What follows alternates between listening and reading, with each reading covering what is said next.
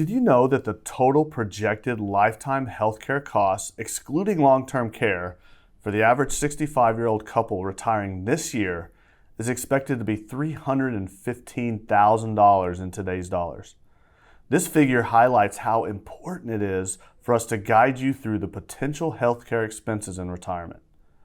Let's start by defining the letters that make up the Medicare alphabet soup and what they mean in terms of coverage. Part A generally covers inpatient hospital services. Part B usually covers doctor's visits, outpatient services, and durable medical equipment. Part C, known as Medicare Advantage, is an alternative to original Medicare Parts A and B plus D. Medicare Part C is a bit more nuanced, so we will go over it in the second video in this series. Part D covers prescriptions. So let's dive a little bit deeper into Part A. As mentioned before, Part A helps pay for inpatient hospital stays, but also covers skilled nursing facility care, home health care, and hospice care. You only pay your deductible for a hospital stay of fewer than 60 days. Out-of-pocket expenses for frequent or extended hospital stays can be very expensive. The benefit period begins the day you're admitted at an inpatient hospital or skilled nursing facility. The benefit period ends when you haven't received any care for 60 days in a row. If you go into a hospital or skilled nursing facility after one benefit period ends, a new benefit period begins and you must pay the hospital deductible for each benefit period. There are no limits to the number of benefit periods. A lifetime reserve day represents additional days that Medicare will pay for when you are in a hospital for more than 90 days. You have a total of 60 reserve days that can be used in your lifetime. For each lifetime reserve day, Medicare pays all covered costs except for the daily coinsurance.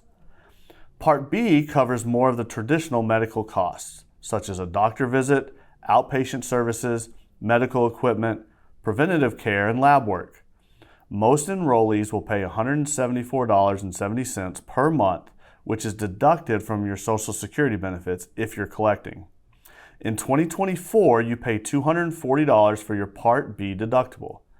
After you meet your deductible for the year, you typically pay 20% of the Medicare-approved amount. Let's just spend a few moments on Part D. Part D is prescription drug coverage. Part D plans are offered by private insurance companies approved by Medicare. Your choices vary depending on where you live. All prescription drug plans must meet the same basic guidelines created by the federal government, but not all plans are the same.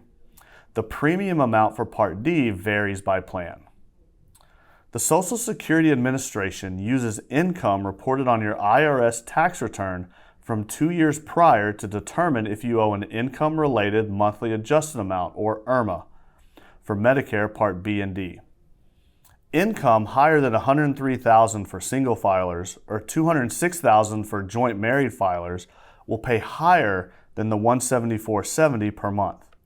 This premium can go as high as $594 per month. This means that for 2024, the Social Security Administration will look at your 2022 tax returns to determine if you must pay IRMAA. If your 2022 amount is not available, your 2021 MAGI is used to calculate IRMAA. In some cases, your income 2 years prior may be substantially higher than when you're 65, like if you recently retired. You can appeal IRMAA by filing a Form SSA-44 within the first 60 days of the IRMAA notice. There are many choices that make up your Medicare decisions. In the next video in this series, we will dive a little deeper into Part C, or Medicare Advantage. The best way to navigate this maze is through consulting your financial professional who may be able to work with you on finding resources and helping make the best decision for you and your family.